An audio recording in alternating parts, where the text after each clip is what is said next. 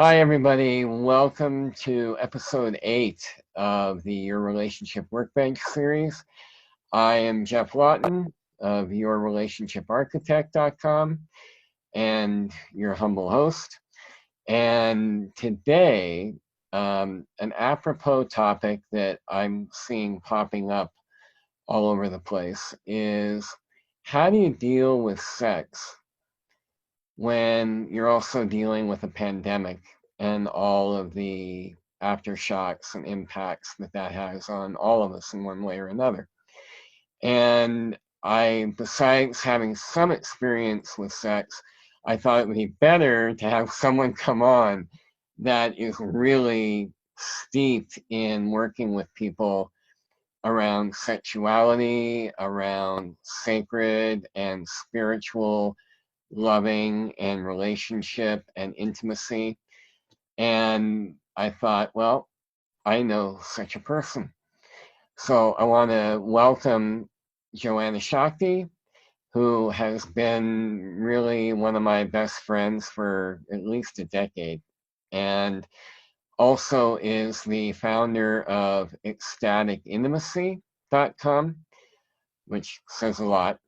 And Joanna is really one of the best people I know at coaching people, both singles and couples, in how to have a really the most soulful and soul filled, not her copy, my improv, soul filled relationships with self, with partner, and with the divine.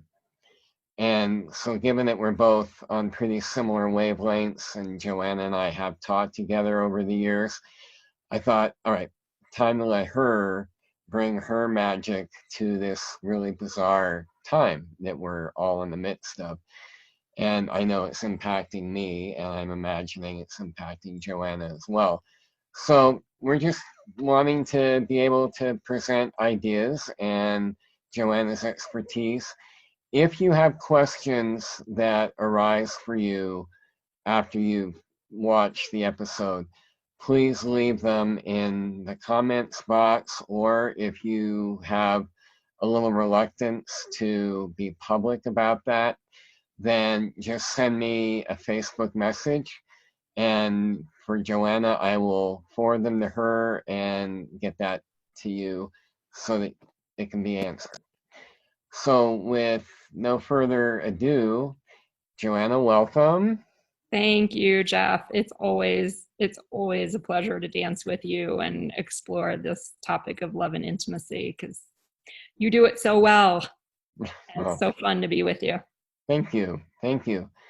So to start with, I'd be curious. I mean, I know what I'm hearing from clients and men that I work with and so forth and friends. And it's a challenge for Sarah and I as well. What are you seeing is the landscape right now? Yeah, and I work so much with both singles and couples, and it's a whole other conversation when we talk about the singles aspect of it. And for the moment, let's talk about the couples aspect, but I'll come back and touch on the singles. Please. That it's very much it's a time of newness. It's a time of uncertainty. It's a time of for many, fear. There's also like it's also a time where for a lot of couples you're having way more connection, so to speak, Maybe. than yeah, connection, at least in each other's presence, than maybe you're used to. So now we've got this combination of, oh my God, we're in each other's face, hair, space. I don't have my space. And then we've got all of the emotional, for most people, an emotional roller coaster where some days are, oh, this is good. We've got space. Look at all this time. I can be creative. And then there's other times of like, oh my God, what in the world is going on and what's going to happen and what's it going to be like? And every time one of those energies comes, and I don't know a single person that hasn't gone through that kind of emotional contraction. Yep. At some point and on some level, and some way more than others, but all of us are experiencing it on some level. And anytime that contraction happens, there's a bunch of things that happen, but a lot of times we'll pull away from other people. Not only will we sometimes pull away, we'll push away. Mm-hmm. Like, get what, away from me right now. Yep. And then the energy zap of processing and experiencing that emotion. And I'll speak to masculine and feminine. Like, we both can really be contracted by contractive emotions. And when I say that, we can both be very impacted. And then the masculine, even more so, because the flow of emotions actually takes more energy for the masculine because it doesn't come as naturally. Right. And so very often with that, like, I'm tired. This is a lot. I want to take a nap. No, I'm not so interested. Yeah, I want your body, but yeah, not right now. And then the care from the feminine, it can become another chore. It's one more thing I got to deal with. So there's a lot of setups. Yep. There's a lot of setups for not inspiring physical intimacy right now. So, and then the longing, just to flip back for the singles, like the longing for connection. And even not in a relationship, people have chosen to have sexual interactions, whether they're in relationship or not. And so at this point, not only are we not getting physical touch as singles, for many, they're not getting the choice to have the sexual experiences that they might have chosen before. So it's a powerful time, an intense time, a challenging time. Yeah. All of that rings true for me and for everybody I know. And I think that can be comforting on one level. It's nice to know that you're not the only inmate in the asylum. Totally. That is our world right now. But how much, if you're in that boat that you described, and both of you are feeling the frustration, going back to couples for a moment. Yeah. But I definitely want to hear more about singles as well. If you're both experiencing that frustration, what's a good way, in your view, to be able to at least start bringing it into consciousness and doing something to forward the action? Yes. There's two things that come up really strongly. Yep. And one is really the heart sex connection. I like to say that soul love relationships are very much relationships where heart and sex unite and spirit leads. Mm-hmm. But we just take those three pieces, heart, sex, and spirit, and we look at how does that inspire and uplift the opening for physical intimacy. And so the first thing is, like, this is a time of vulnerability. This is a time where, shoot, I don't know what's next. I don't have, I maybe I've got my job and, I think things are going well, but who knows? Because a month or two ago, I would never have imagined we're where we are right now. Right. So I'm recognizing I don't have control. And the vulnerability, and maybe we've gone through, I certainly have been impacted through friends and family that are dealing with the impacts of this. And that can create, again, more levels of emotion, whatever they might be, grief, longing, fear, sadness. And then my own personal, like, I may be pissed. I'm like, I'm so trapped. So whatever the emotions are, one of the ways that we create heart space intimacy, or the emotional intimacy, the heart connection, is through talking about what we feel. And I know for the guys, I'm like, take a deep breath when I say that.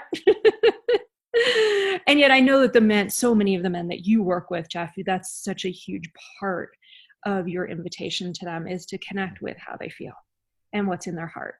And I still want to honor that it's a practice, even for the women as well. Like, and so many women conditioned to, I'm not going to show my feelings. I gotta keep it all together. And I don't want that vulnerability. So come back to the idea of vulnerability. Doesn't matter if we're in a male body, a female body, a masculine essence, a feminine essence. Vulnerability is an essential part of intimacy. And so if we break intimacy down into me, you see, I let you see me instead of keeping up the facade of, I'm just going to go out in the garage and get things done. I'm just going to work on this project. I'm going to cook. I'm going to eat. I'm going to do whatever it is to keep all these emotions, trying to keep them at bay. Yeah. To actually show up with each other and sit down and have a cup of coffee, have a glass of wine, and be present to yourselves and each other. Emotions are actually the language of intimacy. Yeah. We connect through what we feel. And it's like, oh my God, wow, I feel so much closer to you because you just let me see what wasn't all the pretty or strong facade that you've been trying to keep up. And all of a sudden I feel more connected and more in love with you. And oh, by the way, that's often going to open the space for spiritual or for physical intimacy. And at the same time, it also opens the space for divine intervention, divine inspiration. And so then if we step into now, maybe through heart connection, we've got more opening because some of the stuff that's been sitting here is the unspoken barriers between us. Yeah, and clear it out. When it's cleared out, there's space for something to open. And maybe that will bring, the hormones and the chemistry, and all of a sudden it's there. Like, oh, I totally want you. Mm-hmm. And maybe it's still a place of tenderness, but then at that point, choosing, look into each other's eyes. And this is where I said there's kind of two things, heart and spirit, or heart and sex, but then also just spending time, like hold each other's hands, look into each other's eyes, breathe with each other. These are some of the very beginning basic practices of sacred sexuality, or what might also be called Tantra. Mm-hmm. And that through connecting with the eyes, the gateway to the soul, through connecting with our hands, which are extensions of actually our heart center, we begin to circulate energy between our bodies. Our breath is another gateway to actually allow energy to move and circulate. So we may start there. I think that feels like a really, well, I know that's been helpful for Sarah and I. And the thing that comes up to say is, if any of you that are watching follow that advice, what may emerge that maybe not intuitively could further deepen that heart set spirit connection is more vulnerability comes out. Because I can only speak for myself, whenever I've done what Joanna just recommended, and I've done that many times over the last 20 years, I always end up feeling more. I feel my own emotions, and I feel my love for my partner. And in these times, because this has happened to me too, I can look in Sarah's eyes, and the first thing that comes up is the grief that I don't let myself feel during the day. Goosebumps. It's so true. It's so, because it's hard not to have grief. Yes. For what's happening. But that grief, when shared with your partner, is going to open theirs up, most likely. And then you have this connection, which is yet another shared experience that can be a wonderful foundation for then the desire to want to physically come together and be intimate. Yeah, totally. And And these words are the ones that are coming, so I'll just say them. This may not be the greatest fuck of your life. And maybe it'll be the greatest fuck of your life in a totally different way. Because for once, maybe you bring the vulnerability that truly does let your heart and your sex unite. And that is a gateway to pleasure and oneness and intimacy on a level that most of us never touch. Yeah. Yeah. Mm. Okay, so take that, fear. Yeah. Well, I love that. That's so good. And with single people, you know, when I talk to the single clients I have and that are so starved for touch, not even sexual touch, but just touch. People I know that like have physical touch as their primary love language, and they don't even have a plant, much less a pet, or they're home with nothing. Yeah. Now, it's not true they have nothing. It's just what they think. Perceive. Right. But what's a good way to bring that connection to oneself? I love that question. And to tell you the truth, this applies to the couples as well. Because whenever I actually work with couples, I always come back to the two individuals that create the coupleship. Right. And what's that experience? Because it may be that in a couple relationship, maybe you both come to that point of heart and sex connection at the same time. And maybe one of you comes, you know, hey, I'm ready today. And the other one's like, I'm not there yet. So you can use the same, it's actually the same answer to both places. I can remember a time many years ago where I was going through, this was almost 2 decades ago, I think, but I was going through a very sexually challenging time. And I really was not at that point interested in sex with my partner. And I remember one of our coaches saying to him, this is a time for you to cultivate your own practice, your own self-practice. So let's take this in steps though, because I'm not immediately going to masturbate self-pleasure. That could be like, it leads there. But first, like when I speak of the path of soul love, the first part of that journey, if we break it down into 3 parts, the first part of that journey is the relationship with self.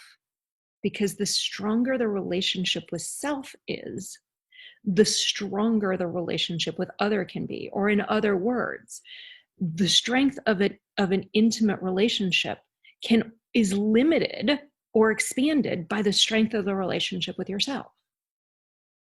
That's the governor valve, if you will, of how strong this can be. Yep. So this is a time, and it was a time for him to build that relationship with himself.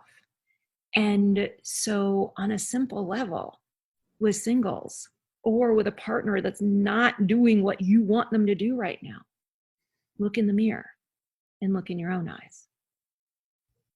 It's scary as shit and it can piss you off, because believe me, it fucking did me, and excuse my language, but I'm like, this is ridiculous. I want to look in somebody else's eyes. I don't want to look in my own fucking eyes. That was how intense my resistance was. Yep. To that practice. And at moments still can be, because I'm hooked to, I want this from someone else. Right. And if the hook is there, it's an even stronger message that says, connect with you, connect with you, connect with you. Yep. So look into your own eyes. It can be, and guys, I know that you can go, oh, this is for women. But I can also know that when men knew how, when my men clients discovered what it was like to be loving to their lingam, I'll go right to sex with the guys. Like women, I'm gonna take you on a little bit of a different journey. But when men discover what it's like, their lingam is, that's the Sanskrit word for penis, wand of light, this gift, this presence of sacred energy that, yes, you can bless a beloved with and a lover with, but it also blesses you. And so what's it like to touch yourself with true love? Not to jack off, not to get the energy out, not to get over this intensity, to meet yourself with pleasure of, I see you, I honor you. What else is possible here? And so to bring that kind of loving touch to the body and directly to the lingam, and to love from that place. Yeah. And I think an important element of that too, that you're speaking to, is when you're in the mirror and you're realizing, as you said a minute ago, I'm not connected to me. I've got to go in here somewhere and deal. That's such an enormous opportunity, because one of the other things that I know is happening in this pandemic time, so many of our hiding places and our distractions are removed. So I just want to say that when you're really craving that thing as a single person or as a partnered person that isn't available to you for whatever reason, that looking within now, if not always so, is the opportunity to rediscover the aspects of you. It isn't about look in and see how fucked up you are. No. It is about going in and rediscovering, who am I without all the noise and all the distraction, and what can I discover? What can I look for that I actually really like about myself, that I could be in love with? And that energy, in my experience, is something that then, to go to the point of the wand of light, is if you feel all that energy up here and you breathe it and circulate it, Yes. it's going to go down there. Yes. And then when you merge that, speaking as a man, with what it feels like to have an erection that's connecting also to that masculine energy that wants to penetrate, then you're really going to be unstoppable in terms of what you can really realize is your own connection, going straight up to the divine, straight down into the earth. And that's some seriously great sex, with or without a partner. Damn straight. Totally. And here's the thing with the masculine, I want to come back and touch on the feminine too. But as you were speaking and describing it, and I've never had the physical experiences of a male body, so I love that, like, you just said that, and the experience here, and I've witnessed this in different forms, is that when that potency of energy shows up, like, what I've also seen in this pandemic time is that we've lost motivation and we've lost energy. Yeah. And so for any masculine being that has felt like that, doing this kind of sexual practice, you may come up with all kinds of ideas and inspiration and energy to create and do and produce and generate things that never would have happened otherwise. Yep. Like it all, I like to say, from the boardroom to the bedroom and everywhere in between, this energy is our life force. It is our creative force. It is our pleasure. And I haven't quite said it this way, but it's our productivity as well. It's this that we are bringing to the world. So yeah, like men, with or without a partner, That is a powerful way to reconnect with your mojo. Yeah, that depth of who you are and what you've got to bring to this world. Amen. Yeah. So going to the other side of the coin. Yes, the feminine. Yeah. And so going back to touch and presence, like, not that I didn't encourage and I don't encourage the masculine beings to touch other parts of their body as well, but there is very often a difference, even when we're in foreplay. Like, the feminine, in general, femininity and female go together, but not always. But I'm going to speak feminine female right now. Mm-hmm. Is that foreplay is about touching all the other parts of the body first, then coming to sexual center. Whereas with male bodies, masculine bodies, very often it's taking that energy from the sexual center and bringing it out to the rest of the body. So more naturally, it might start sexually center for masculine. For the feminine, for yourselves or masculine men who have feminine partners, hint, hint, pleasure the rest of her body first. What would it be like to just pleasure her hand while you're sitting on the sofa? What's it like to just touch up her arm? So ladies, you can also do this too. As singles, like, touching your own arm, your own hand can be an exquisite experience. It can slow us down. And you really have to slow down to feel, because sensuality is our gateway to relaxation. It's our gateway to pleasure. It's our gateway to ourselves, and it's our gateway to our femininity. So it can be as simple as an arm. It can be as simple as a face. What's it like to touch my own neck?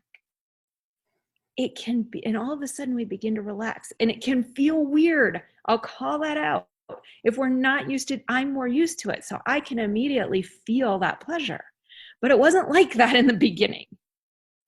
And so to take your time to do it, just for a couple minutes, and then come back tomorrow and do it a couple minutes, and you might discover something else. But slowing down, and what's it like? Like, the self-love is so important. What's it like to say, I see you? That's okay. I see your tears. I see your vulnerability. I see that you're scared. Like, make it okay for you to be where you are. And that is an immense expression of love. That we actually, no matter how much, if we're singles and we're home alone, no matter how much somebody else says, I love you, I'm here for you, call me, until we can actually feel it in ourselves, theirs is all words. Right. And it's no impact. It is this ability in self to feel it first, that then and only then can we actually receive it from somebody else. So partners, this applies to you too. Absolutely. Yeah, great. What comes up to want to add to that is that Joanna said a few minutes ago, it's a practice. And if you happen to be in a relationship with someone where even before the pandemic, there had been distance or just avoidance, I really want to encourage people to take what Joanna's sharing, be compassionate with yourself and your partner, but it's still an opportunity. So if you notice that it gets scary to even maintain eye contact with your partner for a while, or the tension comes up as the sexual energy is beginning to come up, breathe and go. If it gets too intense, my recommendation, step back a second, own it with your partner, give it a voice, and then try again. And because we don't know how long we're going to be in place, it's not like you don't have a lot of opportunities to practice. totally true. Totally true. And even you said as the sexual energy comes up, it may not come up. Right. Like that's the other thing is, you're creating a space, an experience where you're inviting it, but you actually can't control it. Yeah. You can't, especially in the feminine body, like you can't, it's not going to, oh, I said I want it, so it's just going to be here. No. And we may want that in our feminine partners too. And it doesn't work that way, unfortunately. Yeah. And so it's sort of like when we're working with orgasm. And, I want to orgasm. He wants me to orgasm. Chase it, chase it. What are we going to do? How am I going to? The more you chase it, the less it is going that way and saying no way and you know what. Right. So create space also for it's okay, baby. Whatever's here or isn't here. And I can't tell you how many times I can think back to one really specific example. Probably the first time that it really, like, I got it was, he's like, oh, it's all right. Just enjoy the pleasure. Don't worry about the orgasm. And orgasm's right there. So it like when we make it okay for it not to be there, it can be there. Yeah. And for me, I really feel like it's important to acknowledge, I mean, this is my opinion, Yeah. which is we tend to be too orgasm centric. And at any time, but particularly now when we're all dealing with that roller coaster range of emotions that we all are, connection is the main target. Totally. Loving connection. And if it's all about getting off, that robs you of a whole spectrum of emotions and pleasure and so forth. So it's about connecting. Start there. Remember, that's the big picture. Absolutely. And we could keep talking for a long time. Yeah. You and I can do this really well together. Yeah. So we do need to wrap. And I want to remind everybody that's watching this, if you have comments or questions for Joanna and or myself, please either leave them in the comment box. This is a private group, but still a bunch of people you don't know. But I would even encourage, if that's an inhibition, see what it's like to push past that. Because the more people that can understand that we're all going through very similar issues, I just think that creates a healing all of its own. But if you're not ready to make that leap, send me a message in Facebook Messenger, and I check it a few times a day, and I'll certainly be checking it later today. So Joanna and I will get back to you. Your questions will get answered. Give us a day, and within a day, we'll get back to you. And I also wanted to let Joanna, apropos of everything that we've been discussing, you happen to have something coming up that's very apropos of this topic. Very apropos. And we didn't even talk about it until we got on here. And I went, oh, look what I have next in 3 weeks. I am actually hosting something called the Soulful Passion Retreat.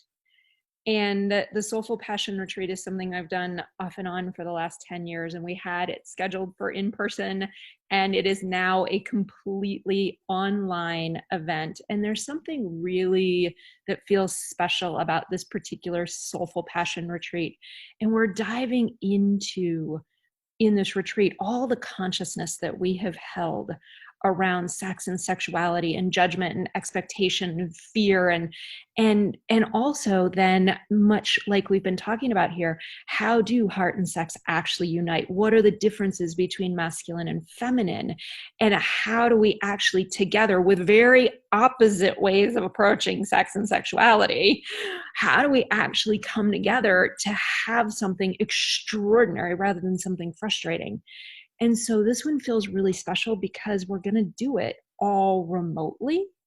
And so you're actually, I suspect it's going to create a whole new level of safety and space because you're going to be in the privacy of your own home whether you're an individual or a couple, or whether your partner wants to join or not. I actually have tons of people that only one partner in a relationship is actually willing or ready to look at things. So it doesn't require your partner to join you. And so a time to really bring intentional, sacred, and private space to your loving and lovemaking. So that's May 15 to 17. I'm going to get Geoff the link to put in the group there so that you can get access to that. So I would love and be honored to support the deepening of intimacy and passion and ecstasy for you. Awesome. Well, thank you, my dear, for being here once again with me. And all of you watching, thank you for watching. And if you find that this information today was really helpful for you, and you know it might be helpful for other people that are dear to you, invite them to come into the group, your relationship workbench. Come in and they can have access to this information. This is all a giveaway, everybody. This is not for, there's no hidden plan. This is just to be of service to you. So any of the episodes that are on here in the group, please feel free to share them with whomever. And for today, I'm going to sign off. I'll be back for episode 9, and I'm not going to tell you a thing about what I'm going to be talking about because I don't know yet. So come and be surprised. Joanna, love you dearly. Thank you for being here. Goodbye, everybody. Be well, stay safe, and be loving. See you next time.